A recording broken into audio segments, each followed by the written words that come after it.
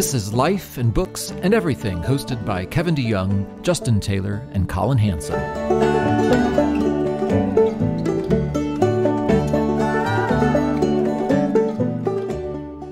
Welcome to this new podcast, and it may be the first of many, or maybe the first and the last, but we are here. I am Kevin DeYoung, and I'm with my good friends, and actually good friends, not just I met this person on an email one time, and now they're good friends, but actually good friends, laugh a lot, talk a lot. Collin Hansen and Justin Taylor. And most people wouldn't know that we actually talk all the time. I almost said like a group of 8th grade girls, but that would be offensive to any number of people. But every day, texting, emailing, usually, did you see this funny, if there's a crazy video, it's from Justin. If it's some sort of macro theory of the way the world works, it's from Collin. If it's a Turretin quote, it's from me.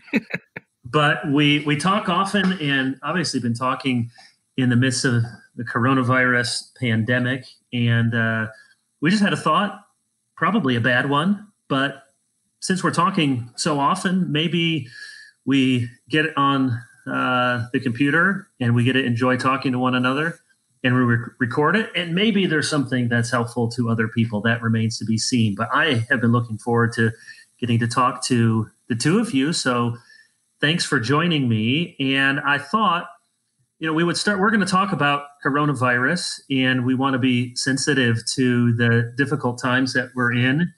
And I find that many people are walking this, this tightrope, especially Collin, this, any sort of media output, Justin would too.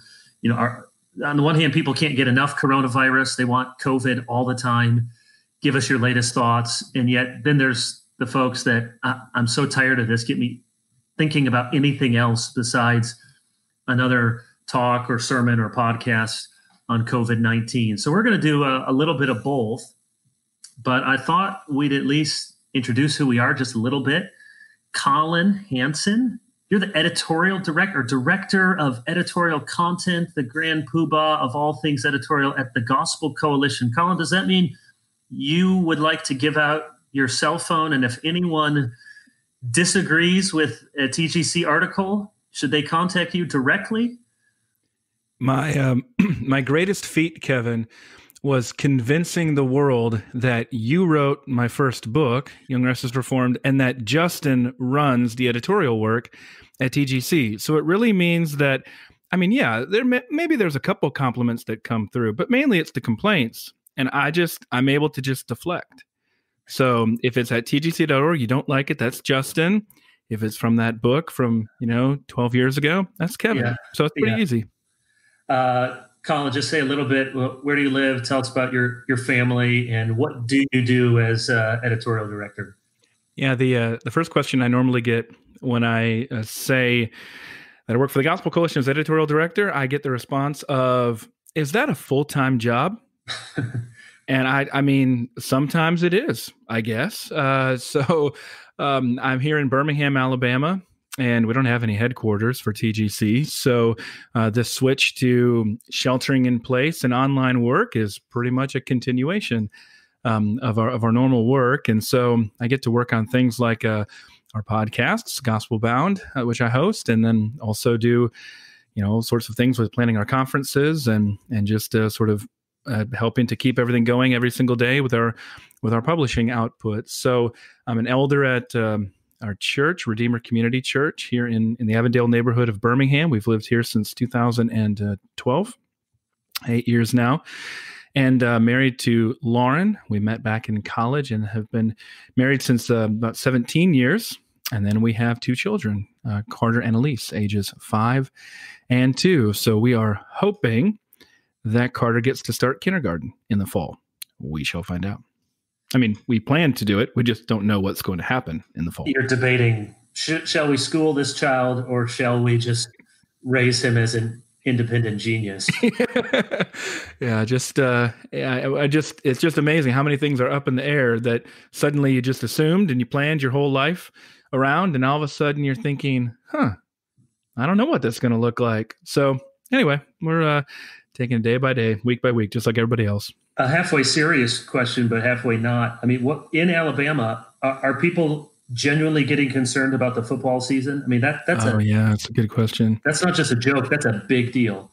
Yeah. Well, not just a big deal for a lot of reasons, but I mean, social reasons or whatever, but just economic reasons would be. I mean, I think with the size and scope of college football, it's not just Alabama. Certainly it's Justin's team, Nebraska. It's everybody else that floats the rest of the sports. So if that doesn't happen, all kinds of different dominoes start to fall. So no, I would say this week was the week when the worry started to kick in and where we started to think, wait a minute, 2:30 p.m. on Saturdays, there's not going to be anything there. And so, I mean, I think colleges, as we've seen, seem to be especially vulnerable because the sports are obviously tied to actual education, at least in theory.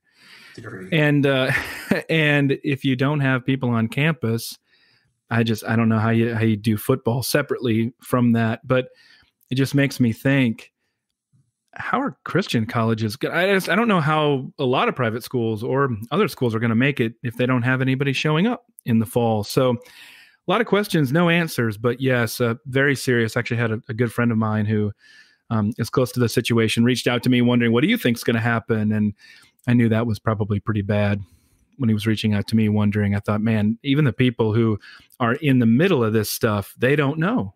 They just don't know. I've never seen something like that before.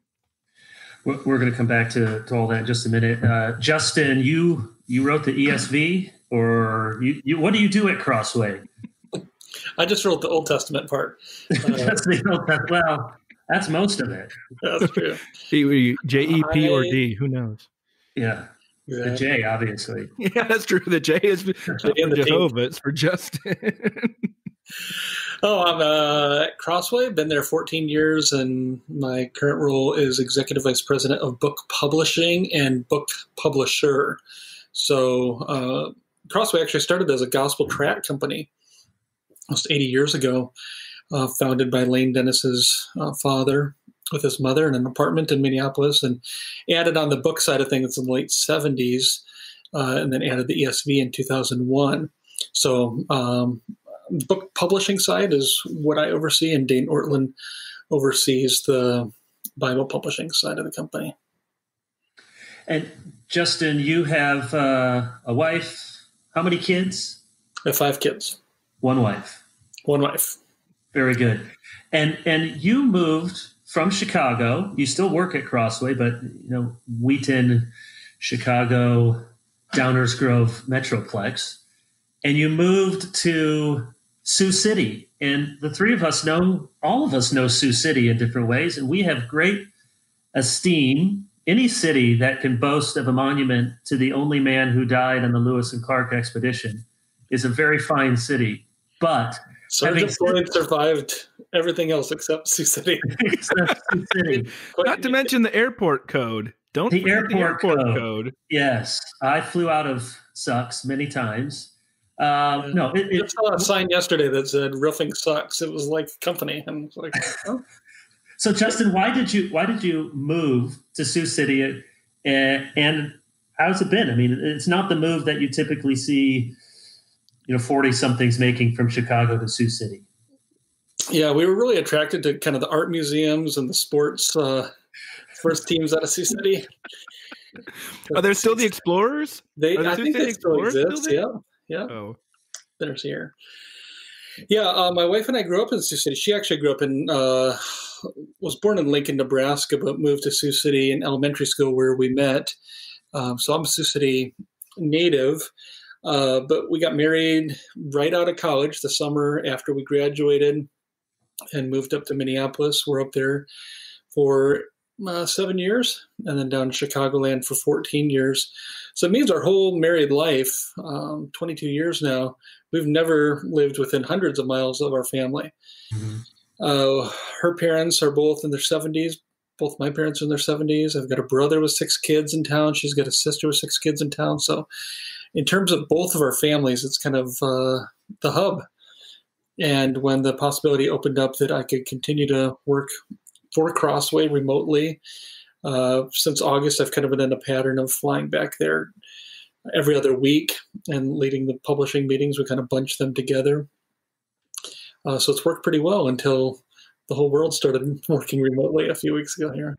How have you found it, on the scale of, boy, I miss living in a big city and all that it affords, to, boy, this is my Rod Dreher experience moving back home, which I don't know if that actually did go well or not. It didn't go well. Yeah. He moved away again. Yeah. And he moved to Baton Rouge. So those are not the two poles. But, is it a dream, or, it's just it's another place and at least family's nearby?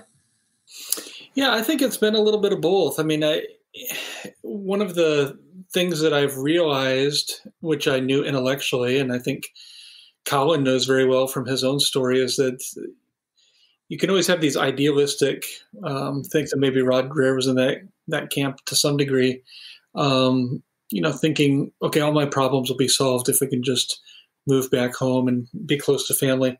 And of course, the problem is that you bring yourself with you. So you bring all of your problems and your quirks and your hangups and your sin patterns and all those sort of things. But it has been really nice. I mean, when I was a senior in high school, age 18 was the last time I could just see my parents or see a sibling anytime that I wanted.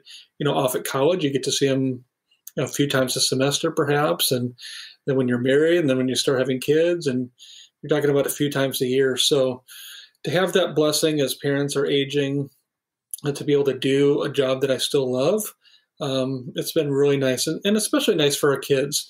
For them to have a dozen cousins in town that they can hang out with and connect with. The Lord's been kind to us through the whole thing. That's really great. All right, I'm going to transition, and we're going to, I have a lot of questions. We'll see how many we can get through. Just thinking about COVID-19. Let's start here.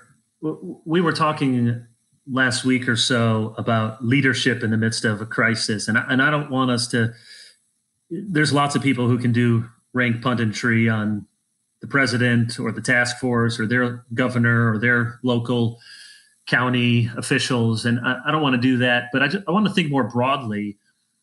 What does good leadership look like in the midst of either this crisis or just a crisis? And Collin, start with you, because you are so good at pulling in historical reference, and you said something to the two of us about, well, the generals in the Civil War, especially on the Union side, were pretty disastrous for a while. So wax eloquent for us, either historically or present day. Why is it so hard to find good leadership in the midst of a crisis? Tell us, what does bad leadership look like, good leadership? Give us some thoughts. Well, you've heard it said before, Kevin, that generals are always fighting the last battles. And so we're oriented toward those crises that we have experience with. We're oriented toward those events that we understand. And this may have been something that, some people warned about, that's for sure. One thing that's emerged is that President Bush, George W. Bush, apparently had read, I guess, about the 1918, influenza pandemic, right? And so he took it upon himself to create task forces. And Yuval Levine wrote a really interesting article about having worked in the Bush administration and having no idea why they spent scarce time on this, and didn't necessarily really amount to much, but that kind of leadership is rare. And I immediately began to think about how, whether this is a 2-month thing or a 20-month thing, or, I was talking with a family member today who said she's been telling their kids that this is something that they'll read about in their history books coming up. And I do think, not because of necessarily the mass death, though of course the death totals have just been distressing, but just because of how it's going to change our patterns, I think, going forward to prevent things like this in the future. But what you look back on with the Civil War, and then also I would add World War I is a good example of this as well, is you have people who are equipped and trained and developed to be able to fight a certain kind of threat. And so with the Civil War, it was more or less like the Napoleonic wars. And with World War I, you had like the Franco-Prussian War and things like that had come earlier. And so you have things like in World War I, these massive British cavalry charges. And you think, are you serious? Into machine gun fire and entrenched artillery? Yeah, absolutely. They did, because that was seen as the heroic. That was seen as, the elan. That was seen as like the epitome of, the esprit de corps of the army. And of course, all of that, you're basically just harvesting the cream of your crop to death immediately before finally a couple years pass and the politicians get thrown out, the generals get thrown out, and you find people who have been able to innovate on a local level.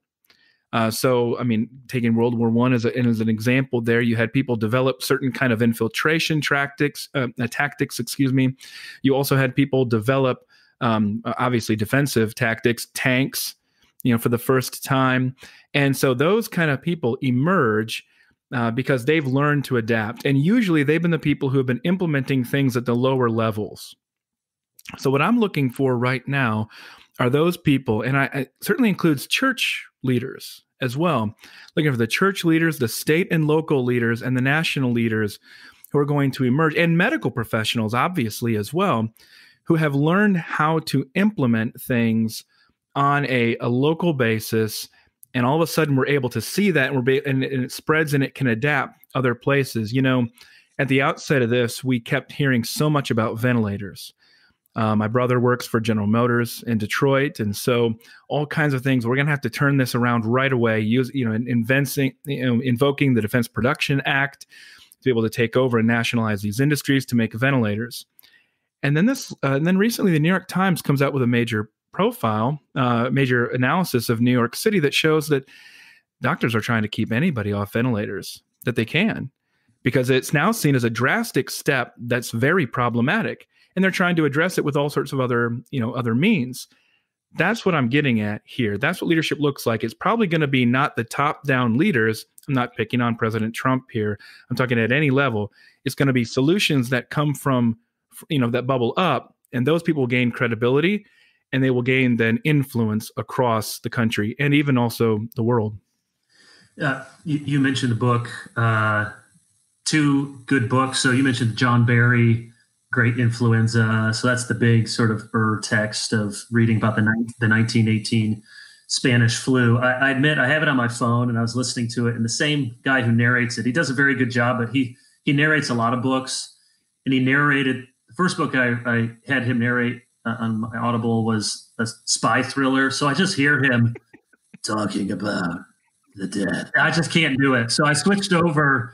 It was a bit too much. So I switched over to Pale Rider by Laura Spinney. It's very good. It's British read, and it has more international scope than just America. So those two books are good, and it's so sobering to think about. 50 to 100 million people died in 1918, more than World War I, probably more than World War I and World War II put together. It's sort of a strange, providential coincidence that at the start of this whole outbreak, Ross Douthat was trying to set out on his book tour for the Decadent Society. And it's a very specific definition of decadence there, which we won't get into. But it does dovetail into this, because you think about what we've been on both sides of the aisle, what we've been talking about for, political leadership. It has been a kind of reality TV show, and that just cuts across the board. And the sort of things that we fight about, and the sort of brush fires that come up, and personality conflicts. And now suddenly it seems like the ideal leader would be someone who's actually not ideological. Ideology is good in some sense, but in this sense, just somebody who's absolutely level-headed, doesn't care who gets the credit, wants to just give me the best solutions, get me all the best information I can. Justin, how else would you think about, whether it's at a national, international, local, or just a pastoral level even, what does good leadership look like when we deal with a crisis like this? Yeah, I think good leadership requires steady and faithful and measured communication. And I think all three of those are probably important. Um, if you don't know what to think about something, it's tempting just to not say anything at all. But as a leader, you don't have that luxury just to remain totally silent and to let somebody else lead, because we're all going to follow leaders, right? Unless you're wired in such a way that you're a Luddite or very monkish, we're going to be listening to some voice. So as a leader, I think we want to be speaking into the situation. And yet the great temptation, especially in the age of social media, is I need to become the conduit for the world of the latest medical advice or the latest death count or the latest update on the testing protocols. And so therefore I'm going to tweet every 15 minutes the latest breaking news. It is tempting. The way that I'm wired, I'm inclined toward that. And some people might think, well, why is he saying that? That's exactly what he does. I try not to. But the problem with that is manifold. And Kevin, maybe at some point you might want to talk about the spirituality of the church. I'm not operating as a minister of the gospel per se, or with a specific office, but as a Christian leader, we need to be cautious to stay in our lane, to have epistemic humility, to realize I don't know everything. The more quick we are to speak and to try to be a virtual CNN that's constantly running updates, is that we're undoubtedly going to say things incorrectly. We're going to lose proportionality. More importantly for a Christian, I think, is the fact that we have something that CNN can't provide, won't provide, Fox News won't either. And that's a larger perspective. It's God's perspective. We see through a glass dimly, but God has given us his revelation.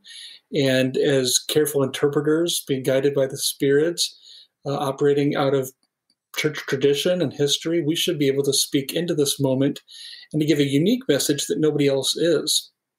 So I think we need to be able to kind of pull back and actually think and be careful about what we're saying and how we're saying it, but not just to go silent. So just to give two quick examples, I think, of what Andy Crouch did early on with his writing on analyzing the situation and making some recommendations.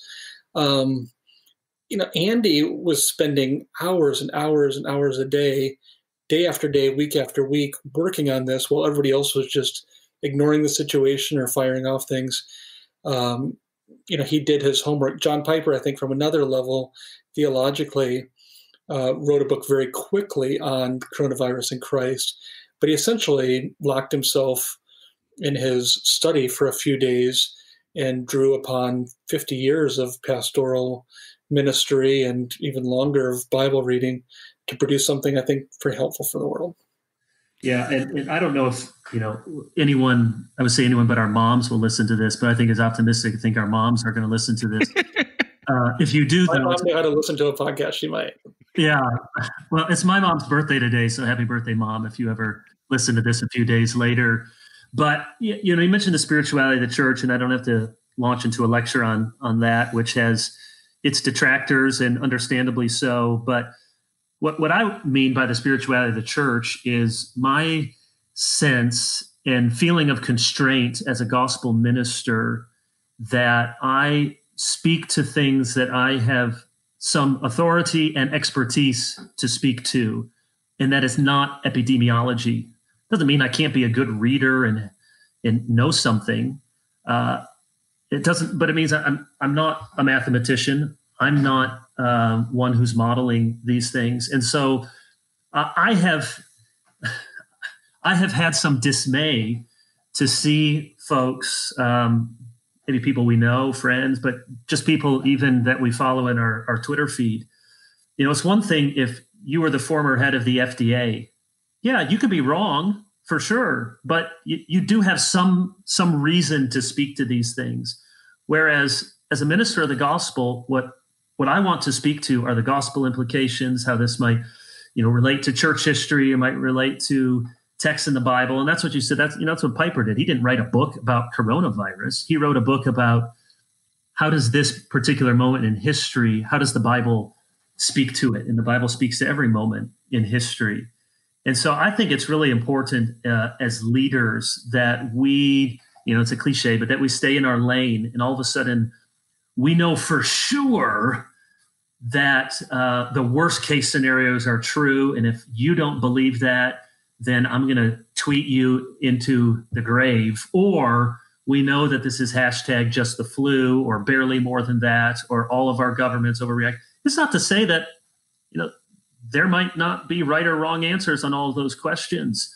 But I want people to think when they come to my church, or when if they have any reason to listen to me or to anyone like the three of us, it's because of careful work we're doing to try to think God's thoughts after him and apply them to situations, not to be an expert in mathematical modeling and the latest pathogen. And we should say that there is such a thing as having more than one vocation. I think of somebody like Lyman Stone, who's a missionary in Hong Kong, who has expertise on modeling and research and numbers, and so he can speak into it. Or Miguel Nunez. Yeah, Miguel Nunez. Good example. He's a great example. Did a wonderful article at TGC early on. But I think a good rule of thumb is, if it was New Year's Day 2020 and you didn't know how to spell the word epidemiology, maybe split this one out in terms of your analysis of the science of the situation. No, I keep waiting when there's the international crisis on what really happened in John Witherspoon's life. And then I'm on it. I'm tweeting all day, every day. Until that happens, I'm going to show some restraint. Collin, did you have anything before I ask? Yeah, Kevin, do you remember, you were talking about that non-ideological leadership.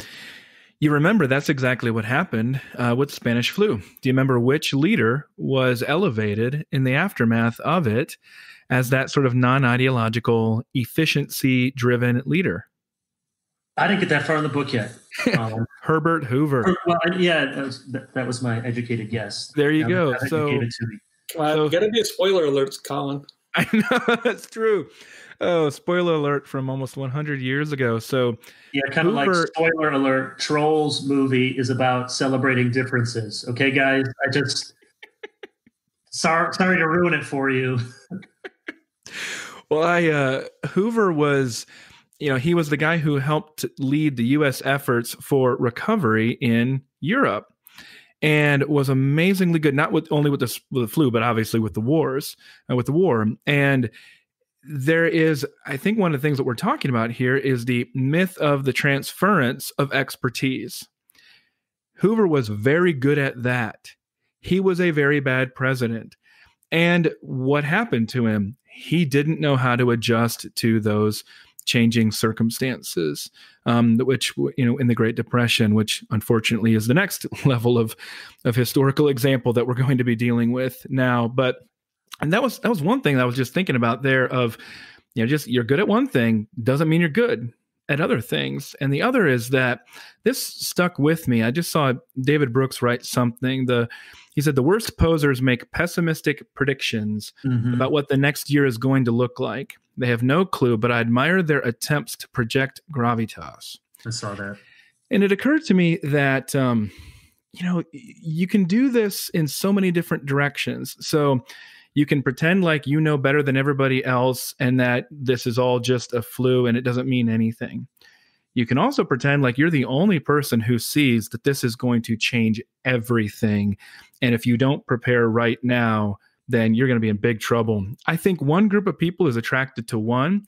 I think kind of the in crowd on Twitter is attracted to, I think, more of what Brooks is warning about here. But this has just been hard. I like to keep up with things. I like to be able to feel like I know what's going on. And I feel like a month later, I still have no clue. I heard one commentator say that they should call it the confirm your priors virus. Yeah, no kidding. Because especially early on, it just seemed you thought socialism was great. Coronavirus tells us that's what we need. Capitalism was good. Coronavirus tells us, you didn't like Trump. Well, you really don't like him now. You're all in for Trump. So coronavirus just for a lot of folks confirms everything that they already thought. Everything they already thought about the world, already thought about politics. Coronavirus confirms it. Which I want to go to something that, Justin, you said a week or so ago you're going to tweet, and I apologize, I don't see every single one of your tweets, so I don't know if you did tweet this or not. But I can email them to you if you want. Okay. I'll get them on alert. But it was something to the effect of, hey, sometime when this is all done, a bunch of people are going to say what we should have done was really obvious, and why didn't we do it? And it reminds me of a book almost by that title by Duncan Watts, and I'm hoping to write up a little blog post on it in the next week. But it's called Everything is Obvious, and then has a little asterisk on the bottom. It says, once you know the answer. And it's kind of against some of Malcolm Gladwell's popularization of certain theories about how decisions are made, or influencers, or the wisdom of crowds. But the basic thesis of the book is there's a whole lot of looking at a situation after the fact and then saying, wow, it was so obvious we should have done X. And he has a lot of examples of the sort of circular argument that says X worked because X contained the characteristics of X. And it doesn't really advance any argument. I remember one example in the book is he was talking about a book review of Harry Potter that said Harry Potter was a runaway bestseller because it had a Cinderella story, and it had 3 friends, and 2 of them were men and 1 was a woman, and it had some of the real world and some of the magic world. And you pretty much just said Harry Potter worked because it was Harry Potter. And so if there are 15 theses that could be true with the given evidence, then it's hard to say that the answer was really as obvious as we thought. So, Justin, what did you mean by that tweet, which I probably butchered what you were actually going to say, but I think I got the gist of your concern and any caution you have for folks, as inevitably the looking back will come fast and furious in articles and books for many years to come. Yeah, I think the way that I put it was, whatever you're doing right now, stop and write down what you think is going to happen over the next month. And save that, because there's going to be entire books written about whatever you thought. You're a complete doofus. And the whole point, and I never did end up tweeting it. I was saving it for a podcast. Here we are. And here it is. I get to unveil it. The whole point of saying that is hopefully to get us to have a little epistemic humility. Collin and I both had a professor, John Woodbridge at Trinity, a church historian, who used to talk about how historians can move the players in their narratives around like chess pieces. And to Woodbridge's credit, he always had empathy for them because they're dead and they can't talk back. There's a bit of that going on. And so some of it's to give us a little bit of epistemic humility. And by epistemic humility, I just mean humility, kind of a chastened realization that I don't know a lot, and therefore that should give me some pause about my level of confidence, whether in predicting or critiquing, and also to give a little bit of humility or empathy, rather, towards those in the past who, hindsight is 20/20, and it's much easier for us to judge now. But we are dealing with a limited amount of information, and we are reliant upon experts. I think the 3 of us agree we should not just be looking for a talk show radio host who doesn't have any expertise and relying upon his opinion. We should be listening to the guy who used to run the FDA and is thinking about this every single day and has been thinking about it long before any of us ever thought about pandemics and infectious diseases. The trouble there is that even relying upon the experts is difficult. They're operating with limited amount of information as well, and they disagree with each other. So, I don't know what the solution to that is, other than to just acknowledge when speaking that we see partially, and this may be incorrect, and this is what I think might happen, and to own up when we make mistakes. Well, don't you think the only solutions, Justin, are time or divinity? I mean, and we can't be divine, so the three of us love history because you always have the answers in history. But the beautiful thing about history is that good history gives you a sense of contingency. And it occurs to me that I'll put it this way. I have just been exhausted lately. And I was asking a friend of mine today, is Twitter changed or have I just changed? And he said, no, Twitter's the same, Collin. Because I said, I'm having a hard time here because it looks like everybody knows all the answers and they just hate everybody else. And I was like, this is just exhausting. Like, give me the optimists, give me the builders. I want to know, I want to see something hopeful here. I want to see people investing into something instead of just tearing each other down. And it occurs to me that any, list of great Western leaders of the 19th and 20th century would certainly include Winston Churchill and Abraham Lincoln. And Lincoln, for pretty much his entire presidency until 1864-65, was seen at late 1864-65, was seen as a total failure, was seen as a horrible president. I mean, who caused this great calamity. Churchill, obviously, through into 1940 when he becomes prime minister, and then it becomes anything but obvious after that when he presides over the greatest military defeat in British history at Dunkirk, which we now, of course, we understand differently. We make movies about. That's not how it was seen at the time. And so the only answer, if you're not God, and we're not God, thanks to God, but then you only have time. That's the only thing that can solve that problem. I don't know that there is another one. So I love that solution, Justin, because now we're living in sort of like real-time history with the way social media works. And we project so much confidence on so little basis. I don't get it. The thing that I was going to say earlier, going right in line with that, Collin, is that this is a great opportunity for us to be self-critical. Kevin was talking earlier about confirming your priors. And for me, it's really easy to say, oh yeah, look at that guy. He's out there doing that. And that guy's doing it from the opposite perspective. But in what ways am I tempted to do that? So I have been on the perspective that this is going to be really bad and going to be really catastrophic, and all the social distancing is necessary. And therefore finding myself saying, like, I want the numbers to confirm what I've said publicly and what I believe. And as I get into arguments within my family, that temptation of confirming your priors is not just for those bad people out there talking on CNN or Fox News, but it's inside my heart. That's a temptation for me to care more about me being right than the truth prevailing. And all of us should want President Trump to be successful in this. All of us should want the virus to stop. All of us should want everything to be able to reopen. But our political inclinations and our predictions of record getting in the way of rational thinking along those lines? That's a difficult issue. It reminds me of whoever has said this phrase that I've stolen, but we are not so much rational beings as we are rationalizing.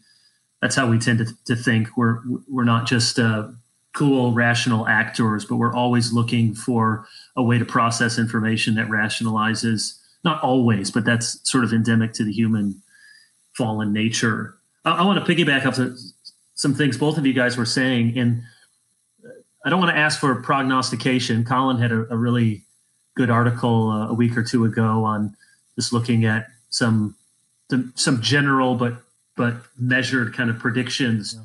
But I want us to think optimistically, maybe silver lining. What do you think on the other side of this, whatever the other side is, months or years, what things might be different that, whether small or large, that would actually be positive?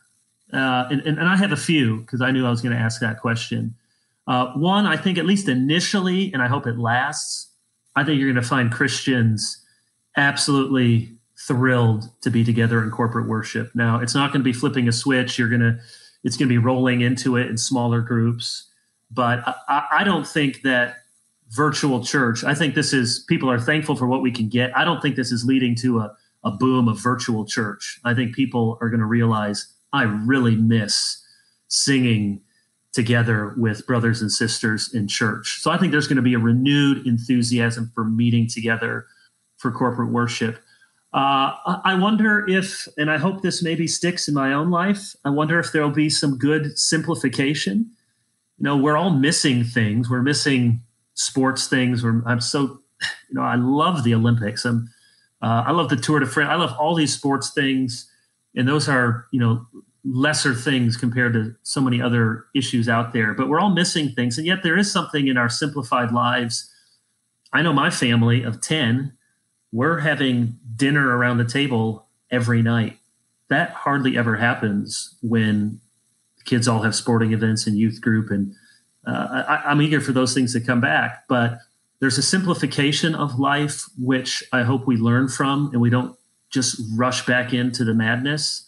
And I'll just give one more, which is not original to me, but it has been heartening in the midst of this to see what you might call lower esteemed sort of professions receive a lot of pats on the back. Doctors, being a doctor has for all time been a higher esteemed profession. But nurses, maybe, but for nurses to get that, for truck drivers, for grocery store workers. I mean, you go to the grocery store and you see, the 18-year-old kid checking out there with a plexiglass in between you and him now at my grocery store, so there's no contact.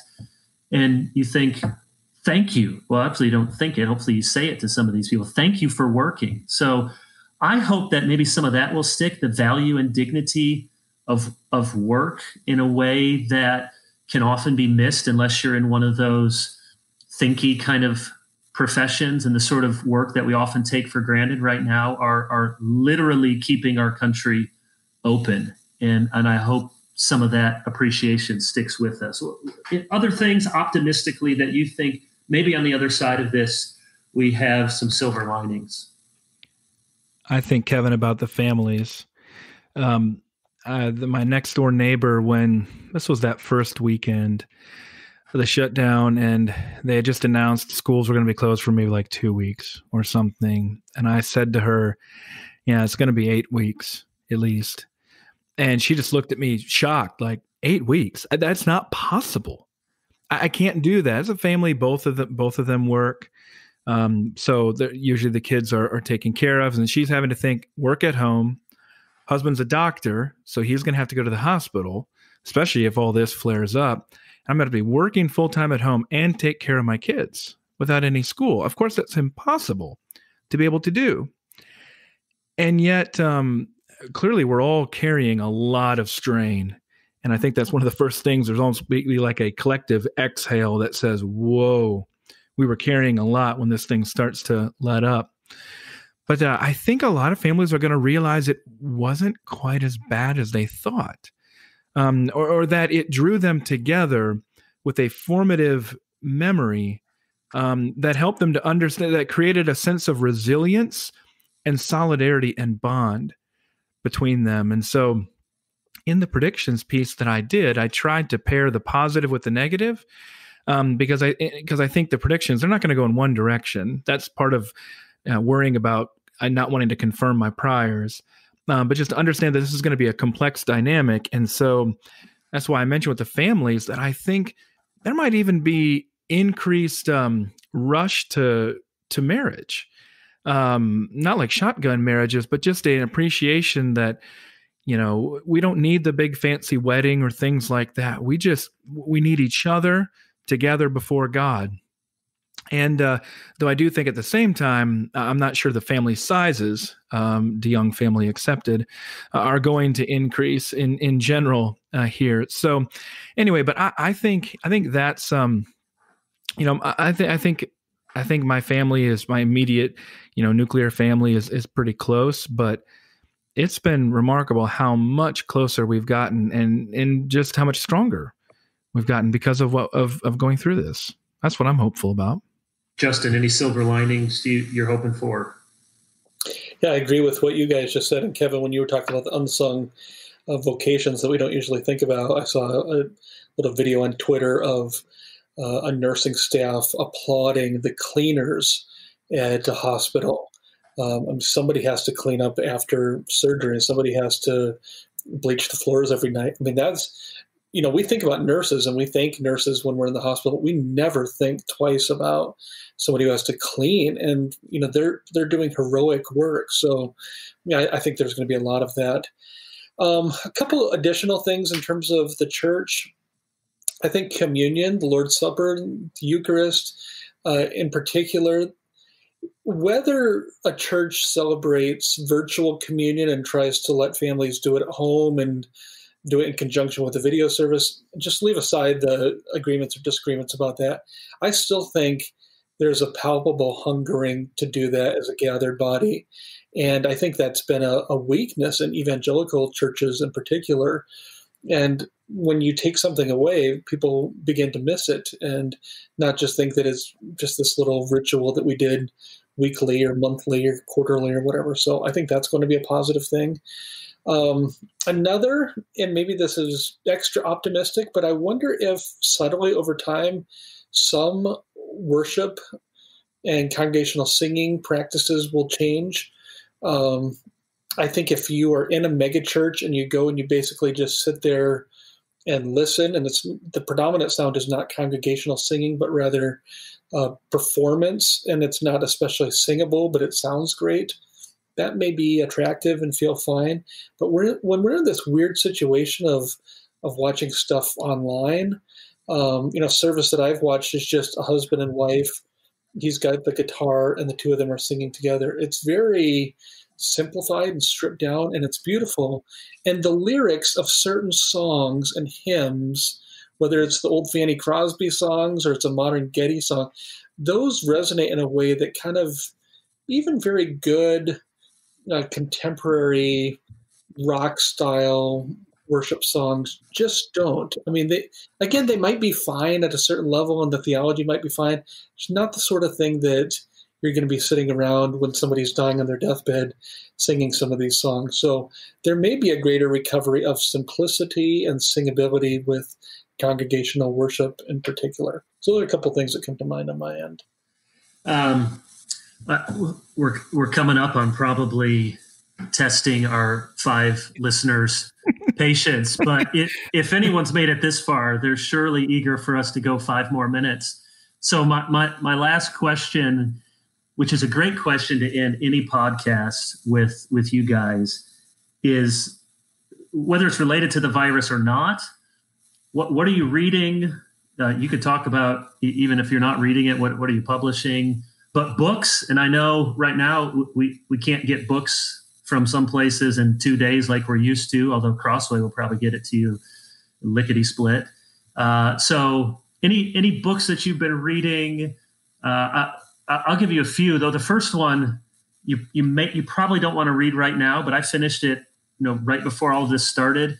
We had Phil Ryken giving his Lord of the Ring lectures at RTS Charlotte here about 2 months ago, and they were excellent. If you guys have never heard him, seen him do that, if he ever does it, they're really good. But we had lunch with him, and I just said, give me a fiction book. I don't read a lot of fiction. And he said, there's a guy, David Walton, who's at 10th Pres, and he's won these science fiction awards for writing. So he said his book, The Genius Plague, you won't be able to put down. So I don't read a lot of fiction books, but Phil was right. I read that in just a few days. Now, it's about a plague, so you may not – it's about a mushroom plague that spreads and infects the whole world and almost leads to nuclear holocaust. So it may not be the uplift that you're looking for in this moment, but it was a different kind of book than I usually read in a page turner. What else am I reading? I am just finishing the Marsden biography on Edwards. I read the short version. Can you guys believe I never read the longer version of it? Only because you've told us that before. I know. That was legitimately shocking. Shocking. I know. Isn't that for shame? I'm trying to think what else is. I'm reading a lot of stuff for my RTS class, which is fun. I'm reading through the Federalist Papers. I've read through some of that before.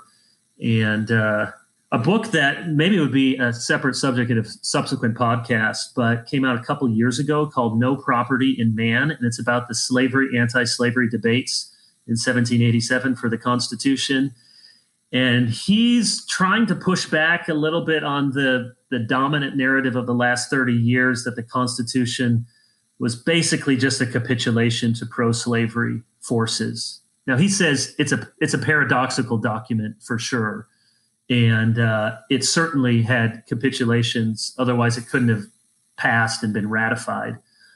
But he's making, I think, a convincing argument that Madison and some others, even though they were complicit in slavery in their own personal lives in different ways, made a stand not to include any language where there would be property in man, but that they made a principled decision with all the things that the 3/5 compromise is demeaning and got wrong, that they wanted to call slaves persons and not property. And in the 1830s and 40s, he points out that the abolitionists looked back to that, and they looked back to Madison, even though he owned slaves, as really a precursor to their cause, and found something there in the Constitution, although pro-slavery forces had their own argument. So that's just fascinating. It has some resonance with current debates. I have about half a dozen other books that I'm reading on my shelf. But what else?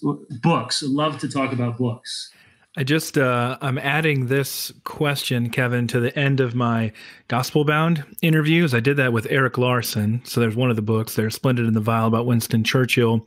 And that was so good. A lot of the people who've responded to me about that podcast have brought up that question in the end. I mean, I'm usually interviewing authors. And so ask the authors what they're reading. Just not a, pretty basic idea right there, but one that pays off.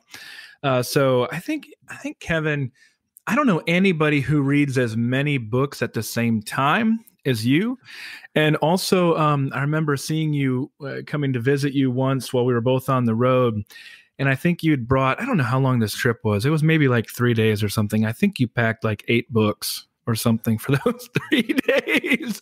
And, but the thing is, you've inspired me.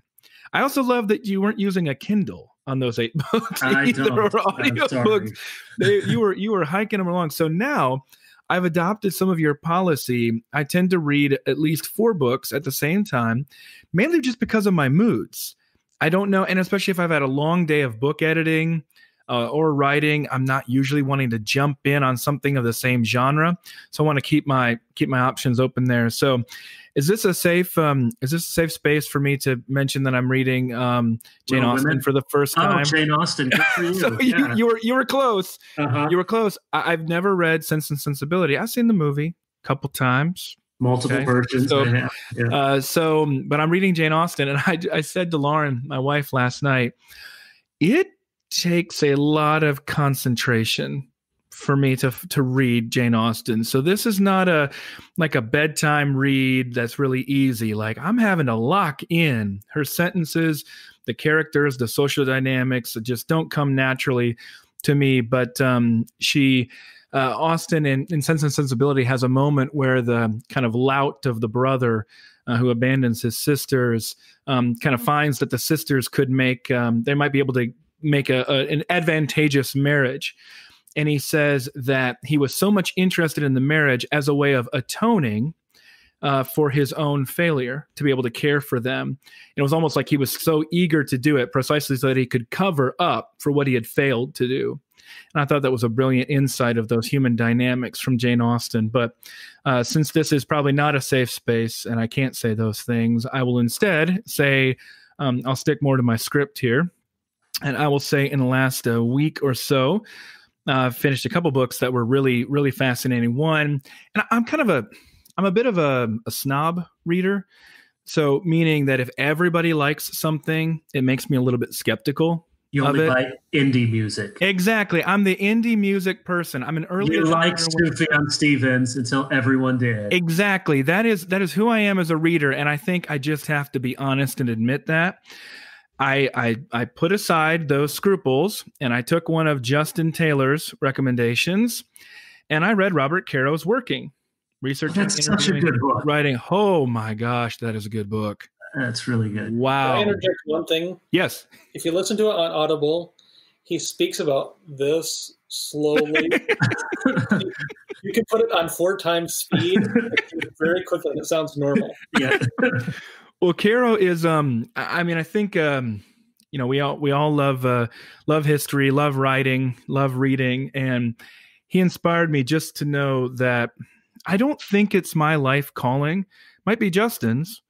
I don't know that it's my calling to spend decades of my life writing about one person, but I am really glad for the people who do have that calling. And I'm grateful for that. And so it just kind of inspires me and intimidates me to realize, man, that's not what I'm ever going to do. I don't think I'm going to do that with somebody as he did with Moses, and then also with that's the name, right? Yeah, Robert Moses, and then also with different Moses. Yeah, exactly. I had to clarify there. I was like, I remember my context. The other I was going to quickly mention is one that we've talked about a little bit just personally, which is why I wanted to bring it up, and that is our friend Daniel K. Williams. His book, The Election of the Evangelical, Jimmy Carter, Gerald Ford, and the Presidential Contest of 1976. I don't expect a lot of people are going to read this book, but I do hope I'll be able to do an interview with him about it, because I think that the year 1976 is one of very significant ongoing implications for evangelical identity, as well as for American politics, which are, important perennial topics there. So I'll leave it there, but I like nothing more than talking about books and reading. All right, one more, then I'll give Justin the last word. Back when it seemed like socialism was going to be a big deal until Bernie wiped out and the coronavirus came, I read Heaven on Earth, The Rise, Fall, and Afterlife of Socialism by Joshua Mirovich and Miravchik, how you say it. Yeah, you don't know either way. Say it with confidence and say it loud. That's all you got to do. Mirovchik is really good. It's not he's not in favor of socialism, but it's not a quick flyby. It's a history book. It's a well-researched history book. And it's someone who actually grew up in socialism, parents very committed to it, and has come to see the dangers in it historically. And so people just interested in wanting to know the actual history from the French Revolution down through the present and all its many permutations. It was a very worthwhile book. Justin, you get the last word on some books for us. Yeah, I don't really read books. I just publish them. So a couple of Audible books. What's that? Saying it's not a prerequisite to be a book editor. A couple that I've been listening to on audio or Audible. Eric Larson's book on Churchill and his early years, which has been enjoyable, especially with a nice British narrator. James K.A. Smith, another British narrator, On the Road with Augustine. Really, really insightful. He is even if you disagree with Smith on things here and there, he's a very, very good writer. I sort of wish there was a blue collar version. It's a little bit of a highbrow book to some degree, but really have been struck by some of the insights in that book. Maybe I'll mention just a few CrossFit books coming down the pipeline.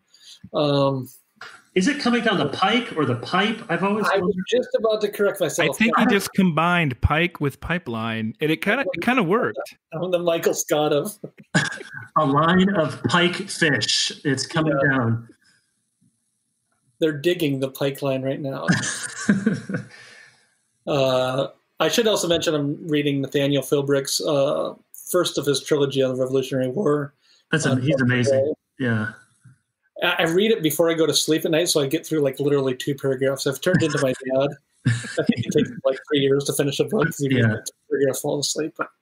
Book that we just published that's getting a lot of attention, Dane Ortland's Gentle and Lowly on the Heart of Christ. Really proud of that book and glad to see it getting attention. One of those, it's hard to publish a book in the midst of a once a century pandemic, but hopefully people will take advantage of that book and read it. Just this morning, read the prologue for Steve Nichols' biography of R.C. Sproul. Really looking forward to that. Brilliant. Man, the introduction is takes us to Sproul's final sermon, and even Sproul's final line is, basically his last public comment. It's going to be really nicely done. Not a massive biography, but kind of a brisk one, and by somebody who knew him really well. So an insider biography. So really could be happy to publish that in 2021. Next fall, Carl Trueman's Rise and Triumph of the Modern Self. Rod Dreher wrote the foreword for it, and I think it's just going to be a very insightful look at how we got to this place in terms of sexual revolution and beyond to the 21st century. A couple books I'm looking forward to this summer. David Murray did a book not only for teenagers, but also for parents of teenagers. The teenage one is called Why Do I Feel This Way? And the parent one is called Why Does My Teenager Feel This Way? Both having to do with anxiety and depression. I don't think there's any books from a Christian perspective dedicated to that topic in a real accessible way to be read by teens. And, we talked about the optimistic side of what's going to come on the other side of this. I think one of the unfortunate side effects is going to be increase in mental health issues from all of the social distancing and being at home. Also this fall, John Piper's magnum opus on Providence,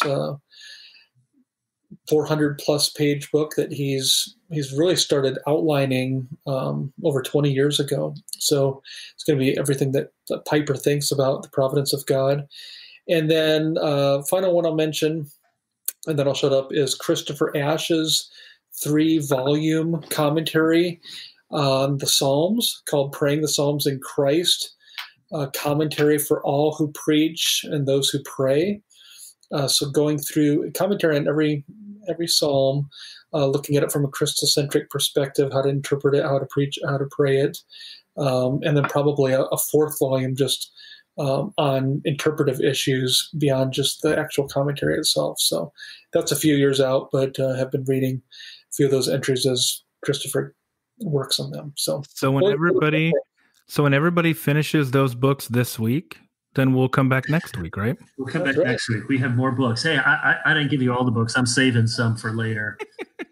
Justin and Collin, thank you, and really do thank you for the content that goes through you, Collin, for TGC and for all the books. Keep buying them up, anyone who's listening. But thank you, Justin, for your part in that. And thank you guys for talking. We will we'll see how this goes, and maybe we'll do this again next week or sometime not too far in the future. Thanks, Kevin. Thanks, Kevin.